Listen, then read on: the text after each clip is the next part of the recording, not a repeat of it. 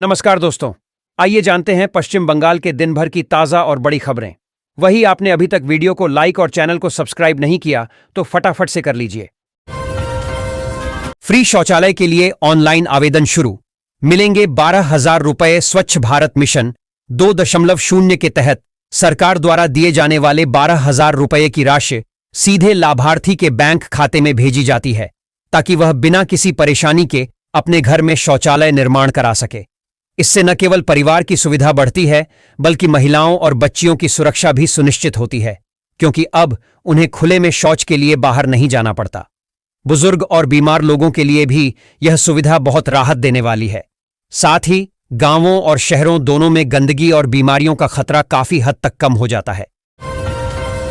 नंदीग्राम, तृणमूल कांग्रेस ने नए block of अंचल अध्यक्षों के नामों की घोषणा की। तृणमूल कांग्रेस ने पूर्व मेदिनीपुर जिले के नंदीग्राम 1 और नंदीग्राम 2 ब्लॉकों के लिए विभिन्न इकाइयों के नए अध्यक्षों की घोषणा की है। अखिल भारतीय तृणमूल कांग्रेस की ओर से बुधवार को जारी प्रेस विज्ञप्ति में बताया गया कि मदर, यूथ, महिला, INTTUC, अनुसूचित जाति प्रकोष्ठ, किसान खेत मजदूर प्रकोष्ठ और प्राथमिक शिक्षकों संघ सहित कई मोर्चों के लिए नए ब्लॉक अध्यक्षों की नियुक्ति की गई है। साथ ही नंदीग्राम I और II ब्लॉक के अंचल मदर अध्यक्षों की सूची भी जारी की गई है। SIR में कटेंगे 34 लाख वोटर्स के नाम। पश्चिम बंगाल में आधार कार्ड पर UIDAI ने चुनाव आयोग को ऐसा क्या बता दिया। पश्चिम बंगाल में वोटर लिस्ट का विशेष संक्षिप्त पुनरीक्षण यानी SIR चल रहा है। SIR के दौरान सूबे की वोटर लिस्ट से 34 लाख मतदाताओं के नाम कटना तय बताया जा रहा है। इसके पीछे आधार कार्ड वजह बताया जा रहा है।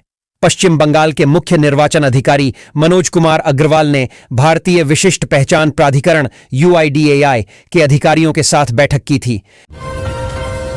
ममता बनर्जी के करीबी मुकुल रॉय को HC से झटका, विधानसभा की सदस्यता रद्द। मामला क्या? पश्चिम बंगाल की मुख्यमंत्री ममता बनर्जी के करीबी और तृणमूल कांग्रेस के नेता मुकुल रॉय को कलकत्ता हाई कोर्ट ने बड़ा झटका दिया है। कोर्ट ने वरिष्ठ नेता मुकुल रॉय की पश्चिम बंगाल विधानसभा की सदस्यता दल बदल विरोधी कानून के तहत बृहस्पतिवार को रद्द कर दी। रॉय मई 2021 में भाजपा के टिकट पर सदन के लिए चुने गए थे, लेकिन उसी साल अगस्त में वह TMC चीफ और मुख्यमंत्री ममता बनर्जी और तृणमूल कांग्रेस के राष्ट्रीय महासचिव अभिषेक बनर्जी की मौजूदगी में राज्य के सत्तारूढ़ दल में शामिल हो गए थे। पश्चिम बंगाल के विपक्षीय नेता सुवेंदु अधिकारी द्वारा हाल ही में शुरू की गई योजना से जुड़े वादे। उन्होंने अपने नंदीग्राम निर्वाचन क्षेत्र में चिकित्सा सुविधाएं प्रदान करने के लिए स्वास्थ्य शिविरों का आयोजन शुरू किया है। हालांकि तृणमूल कांग्रेस ने इसे अभिषेक बनर्जी के सेबाश्रय मॉडल की नकल बताया है। अन्नपूर्णा मासिक आय योजना एक रैली में उन्होंने वादा किया था कि अगर भारतीय जनता पार्टी BJP पश्चिम बंगाल में सत्ता में आती है तो वे महिलाओं के लिए अन्नपूर्णा मासिक आय योजना शुरू करेंगे। इस योजना के तहत प्रत्येक महिला को प्रतिमाह 3,000 रुपये दिए जाएंगे। उन्होंने यह भी वादा किया कि रसोई गैस LPG 450 रुपये में उपलब्ध कराई जाएगी। केरल में अभी तक सबसे कम बंटे गणना फॉर्म, तमिलनाडु और बंगाल सबसे आगे। UP MP में क्या हाल? तमिलनाडु और पश्चिम बंगाल सरकारों के विरोध के बावजूद मतदाता सूची के विशेष सघन पुनरीक्षण SIR का काम अन्य राज्यों की तुलना में तेजी से चल रहा है। पश्चिम बंगाल में 80% और तमिलनाडु में 78% से अधिक गणना फॉर्म बांटे जा चुके हैं। गोवा में भी 80% से अधिक गणना फॉर्म बांटे जा चुके हैं और लक्षद्वीप में 100% वितरण हुआ है। सभी मतदाताओं को 4 दिसंबर तक गणना फॉर्म भरने हैं। महिलाओं को हर महीने मिलेंगे 7,000 रुपये। शुरू हुआ आवेदन बीमा सखी योजना। देश भर की महिलाओं के लिए बड़े स्तर पर रोजगार का नया अवसर शुरू हो गया है। बीमा सखी योजना के तहत अब महिलाएं घर बैठे LIC की अधिकृत एजेंट बनकर हर महीने 5,000 से 7,000 रुपये तक की स्थिर आय अर्जित कर सकती है। सरकार और LIC का संयुक्त प्रयास महिलाओं को आर्थिक रूप से मजबूत और आत्मनिर्भर बनाने पर केंद्रित है। बीमा सखी योजना की शुरुआत उन महिलाओं के लिए की गई है जो घर की जिम्मेदारियों के कारण नौकरी या व्यापार नहीं कर पाती, लेकिन आर्थिक रूप से स्वतंत्र होना चाहती हैं। पश्चिम बंगाल के 2 संस्थानों को मिला सम्मान। CM ममता बनर्जी ने बताया गौरव का क्षण। 12 नवंबर IANS जल शक्ति मंत्रालय ने छठे राष्ट्रीय जल पुरस्कार 2024 के विजेताओं की घोषणा की है। इस बार पश्चिम बंगाल के 2 संस्थानों को सम्मान मिला है। मुख्यमंत्री ममता बनर्जी ने इसे गौरव का क्षण बताया। जल संसाधन संरक्षण और प्रबंधन में उत्कृष्ट कार्य करने वाली संस्थाओं को सम्मानित किया जा रहा है। पश्चिम बंगाल के 2 संस्थान भी सम्मानित हुए हैं। 13 नवंबर 2025 से राशन कार्ड पर 8 नए लाभ। राशन कार्ड के फायदे। राशन कार्ड पर 13 नवंबर 2025 से 8 नए बड़े लाभ मिलने शुरू, जो सभी राशन कार्ड धारकों के लिए महत्वपूर्ण हैं। सरकार ने इस नई अपडेट के तहत राशन कार्ड के जरिए न केवल खाद्यान्न प्रदान करना जारी रखा है, बल्कि कई नई सुविधाएं भी जोड़ी गई हैं जो गरीब और मध्यम वर्ग के परिवारों की मदद करेंगी। यह लाभ सभी कैटेगरी के राशन कार्ड धारकों के लिए उपलब्ध होंगे, चाहे वह बीपीएल, अंत्योदय, पीला या गुलाबी कार्ड हो। फ्री सिलाई मशीन योजना के फॉर्म भरना शुरू, नई लिस्ट जारी।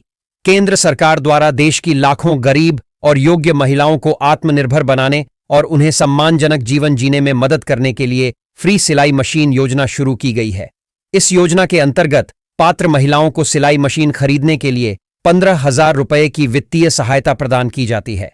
इसके साथ ही लाभार्थियों को मुफ्त सिलाई प्रशिक्षण और प्रशिक्षण के दौरान प्रतिदिन 500 रुपये का भत्ता भी मिलता है। बीएलए नियुक्ति नियमों में डील का शुभेंदु अधिकारी ने किया स्वागत। मतदाता सूची के विशेष गहन पुनरीक्षण एसआईआर प्रक्रिया के 8 दिन बाद चुनाव आयोग ने बूथ स्तरीय एजेंट बीएलए नियुक्त करने के नियमों में संशोधन किया है।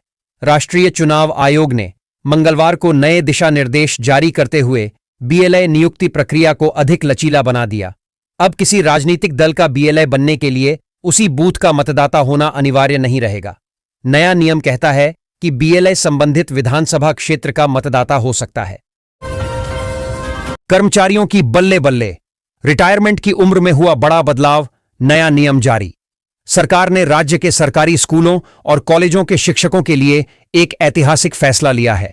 अब सेवानिवृत्त होने वाले शिक्षकों को 1 साल तक सेवा विस्तार, सर्विस एक्सटेंशन या पुनर्नियोजन, रीएम्प्लॉयमेंट का अवसर मिलेगा। यह रणनीतिक कदम राज्य की शिक्षा व्यवस्था को सुदृढ़ बनाने, शैक्षणिक संस्थानों में शिक्षक कमी से निपटने और अनुभवी शिक्षकों के ज्ञान का लाभ छात्रों तक पहुंचाने के लिए उठाया गया है। भारत की तैयारी। अमेरिकी टैरिफ के असर से निपटने के लिए केंद्र का बड़ा कदम, 45,000 करोड़ की 2 योजनाओं को मंजूरी। अमेरिका के भारी टैरिफ से प्रभावित भारतीय निर्यातकों को राहत देने के लिए केंद्र सरकार ने 45,000 करोड़ रुपए की 2 योजनाएं मंजूर की हैं।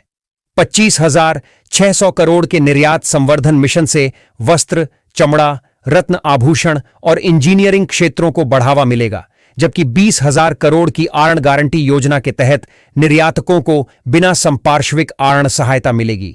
यह कदम निर्यात प्रतिस्पर्धा बढ़ाने में मदद करेगा। विस चुनाव की तैयारी में जुट जाएं विधायक Sukanta.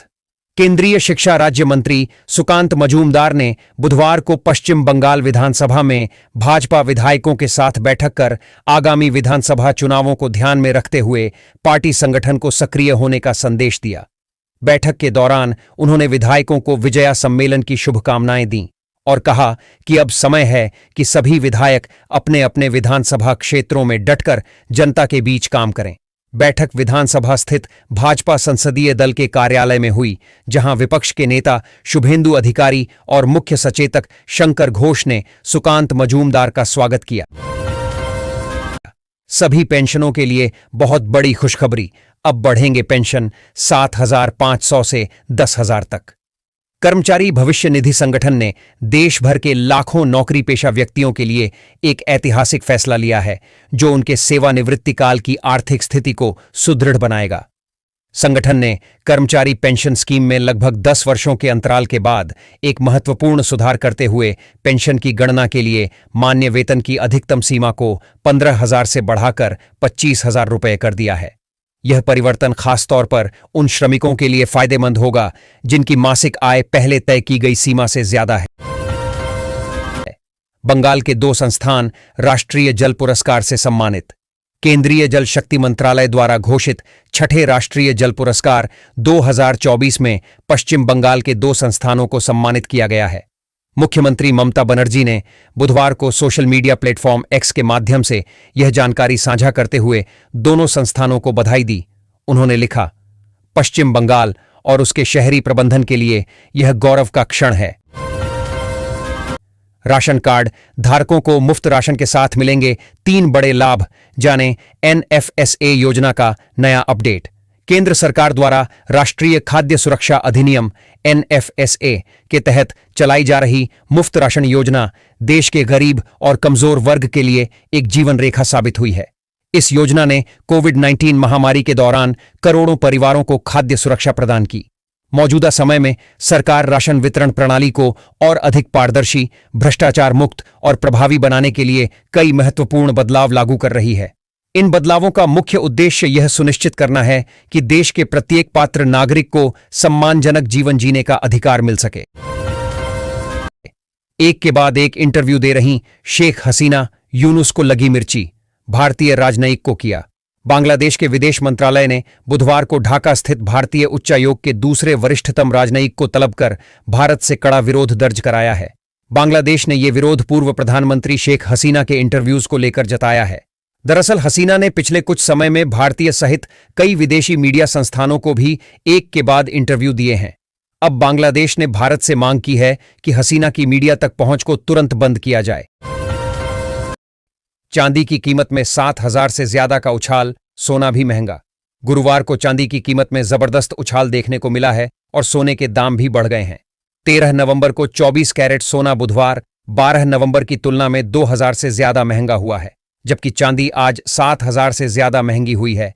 India Boolean and jewellers association (IBJ) के अनुसार बुधवार 12 नवंबर को 22 कैरेट सोना 1,13,504 रुपये प्रति 10 ग्राम था, जो आज गुरुवार को 1,15,530 रुपये प्रति 10 ग्राम पहुंच गया है। SSC परीक्षा में अतिरिक्त 10 अंकों पर गतिरोध जारी, कोर्ट का इंटरव्यू प्रक्रिया जारी रखने का आदेश।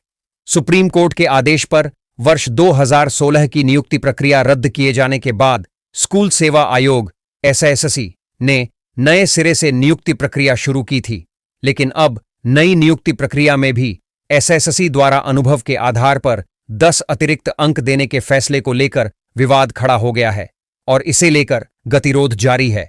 बुधवार को मामले की सुनवाई करते हुए कलकत्ता हाईकोर्ट की न्यायमूर्ति अमृता सिन्हा ने इंटरव्यू प्रक्रिया पर फिलहाल रोक लगाने से इनकार कर दिया। प्रदेश कांग्रेस ने भी सुप्रीम कोर्ट में ने दी याचिका। पश्चिम बंगाल में चल रहे मतदाता सूची के विशेष गहन पुनरीक्षण SIR के खिलाफ दायर याचिका पर सुप्रीम कोर्ट 11 नवंबर को सुनवाई करेगा। यह याचिका पश्चिम बंगाल कांग्रेस समिति की ओर से दायर की गई है।